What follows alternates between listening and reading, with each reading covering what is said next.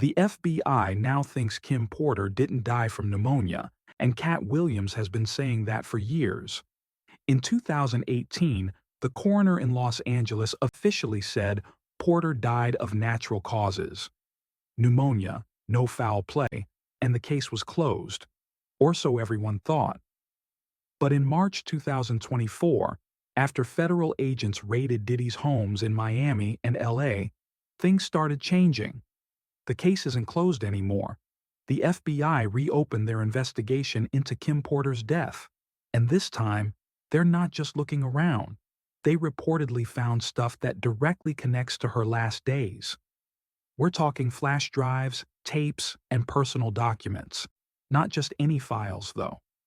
Some of the evidence supposedly comes from Porter's unpublished writings. Others link to Kim's lost words, the memoir published in September 2024 by a self-proclaimed investigator named Chris Todd. That book had one line that spread like wildfire through the industry. Her final message: "He got me. Kim Porter was Diddy's ex and the mom of 3 of his kids." She detailed the abuse she allegedly suffered at his hands in that memoir. And it's this message, along with the trail of hidden materials, that has prosecutors paying attention. The FBI isn't just acting on tabloid stories anymore. They're reportedly holding on to a bunch of legal evidence that suggests Kim Porter didn't just die of natural causes. She may have been silenced permanently. Based on multiple leaks from the March 2024 mansion raids, what investigators found was specific, direct, and damning enough to shake the entire Diddy case open. What started as a case about solicitation and trafficking is now turning into something darker, something bigger. But long before the FBI acted, Katt Williams was already warning people. He said it in January 2024 on Club Shay, right in front of Shannon Sharpe and millions of viewers. All lies will be exposed. That line became a rallying cry for truth seekers, targeting the entertainment elite. But Williams didn't just say slogans. He said he had real evidence, literal proof. He called Diddy a demon. He linked the dots to Shakur. He said he knew what happened and why, and outright stated he refused to go to Diddy's parties for a reason. "You have to tell him no, I did." At that time, people thought it was just Katt being Katt. She was dramatic, eccentric, maybe even a bit bitter. But over the past few months, federal sources who know about the investigation say the receipts Katt mentioned were taken seriously by the investigators. There's now a growing belief that some of the items found during the raids match the claims Williams made years before the public turned on Diddy. That might be why prosecutors went after the maximum 50-month sentence for the solicitation charges, and why they're suggesting this could just be the first phase. I did get the receipts for everything I'm telling you. That's why I can say I'm so... Can I need another one? You hear. Get through. Thank you. Here's where things really start to fall apart. The memoir. Kim's last words weren't just a paperback on Amazon. It was, according to insiders, a hand grenade. A story put together from notes, voicemails, emails, and fragments that supposedly Kim saved before she passed away. Chris Todd, the man who compiled and published the book, says it was made from a flash drive that Porter left behind. He claims it had both private writings and, more disturbingly, videos. Videos that supposedly show Diddy in compromising situations with unnamed celebrities. The Combs family has publicly denied the book's authenticity, calling it fake and disrespectful. But others, including Porter's former partner and the father of her eldest son, say that book is the real reason Kim is no longer here. He called her passing a tragic incident in 2024. He said her devices disappeared, her notes were replaced, and the people around her home that day were never properly investigated. He's even claimed that the memoir's pages were swapped to hide the truth, and that the flash drive in question was given to Todd by people desperate to expose what they couldn't say openly. Why come right till today? Right now, nobody knows what Kim Porter phoned. Now the timeline starts looking very different. Porter was found unresponsive in her home in Tuca Lake in 2018 after she had flu-like symptoms. The initial cause of death was listed as deferred. It wasn't until 2 months later that the official cause was changed to lobar pneumonia. That delay is important because it created space for people to speculate, to manipulate things, and maybe even for evidence to be lost. Albur also said he was silenced in 2023 when he tried to speak out about Porter's case. He ended up in a coma under suspicious circumstances, got a liver transplant, and believes that wasn't a coincidence.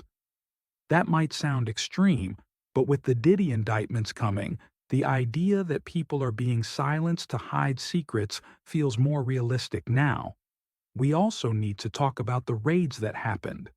On March 18, 2024, federal agents searched Diddy's properties in Miami and Los Angeles.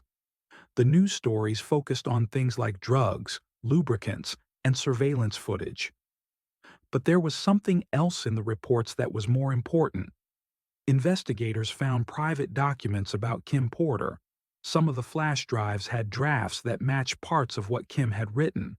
Others had labels that showed someone had organized Porter's personal messages. One file had the phrase memoirdrafts.k, and that's now considered evidence. Keep up with all that freak stuff with him, and he sounds really angry. Hey, I don't know what's going on with you, but I just want to let you know I'm about to disappear on you. You get it? I'm not going to play these games with you anymore. Not at all.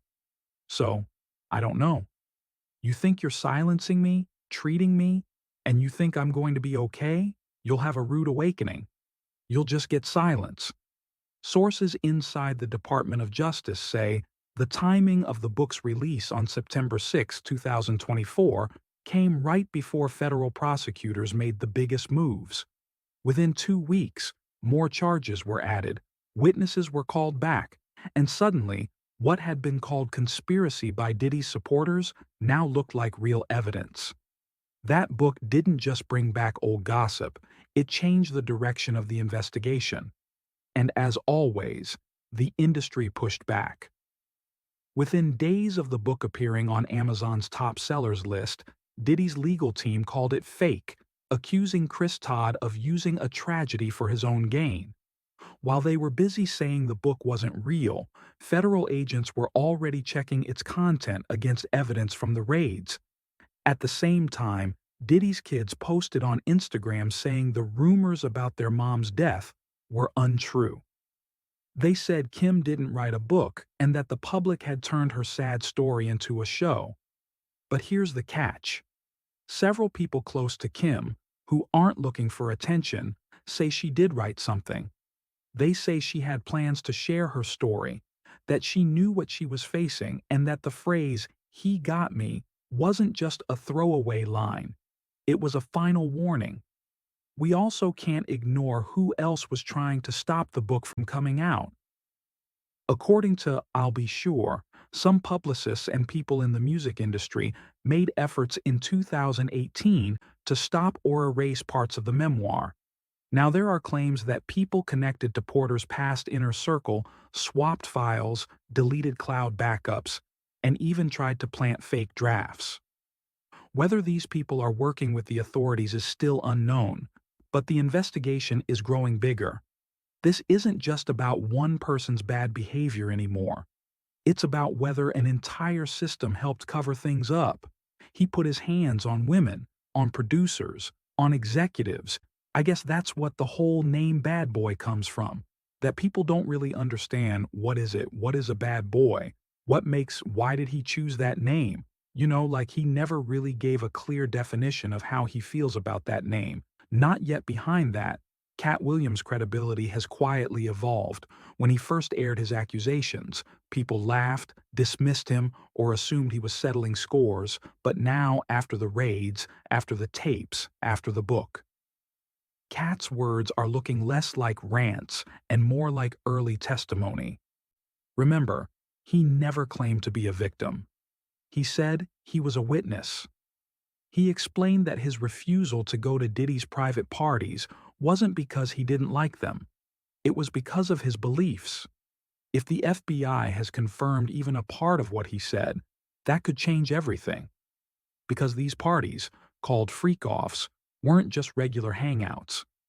Court testimony has already shown that Diddy recorded his meetings. Some guests didn't fully understand what they were agreeing to. Also, surveillance footage from his homes, now in the hands of prosecutors, might show more than just inappropriate behavior. It might include people who can't speak up anymore. Still, Diddy's supporters are calling this a witch hunt. They point to his good deeds, his influence, and how he supports artists and social causes. They say the accusations are coming from people who want to take advantage. But the prosecutors aren't just chasing headlines anymore. They're looking at real evidence, documents, timestamps, metadata, even flight records. If those match up with what Kim said, then it's not just about the parties anymore. It's about holding people accountable and finding out who else might have helped cover up the truth.